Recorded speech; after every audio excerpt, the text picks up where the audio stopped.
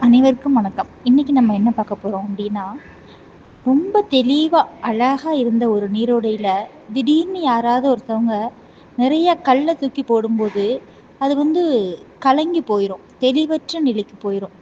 அதே மாரி தாங்க மனிதனுடைய மனமும். நிறைய சொற்களால நம்மள யாராவது புண்படுத்திட்டாலோ, இல்ல நம்மளுடைய அன்ப யாராவது புரிஞ்சுக்கிடாம நடந்துக்கும் போதோ, எப்படி அந்த நீரோடை கலங்கி போச்சோ, அது மாதிரி விட்டு எறிந்த சொற்களால நம்மளுடைய மனமும் கலங்கி போயிரும். அந்த கலங்குன நேரத்துல நம்ம எடுக்கக்கூடிய முடிவு சரியானதா இருக்குமா? நிச்சயமா இருக்காது. எப்படி கொஞ்ச நேரம் கழிச்சு பார்த்தோம் அப்படின்னா, கலங்கிய நீரோடை தெளிவாகுதோ, அதே மாதிரி கொஞ்ச நாள் கழிச்சு யோசிச்சு பார்த்தோம் அப்படின்னா, கலங்கிய நம்மளோட மனமும் ரொம்ப தெளிவாகும். எதுக்குமே பொறுமை தாங்க முக்கியம்.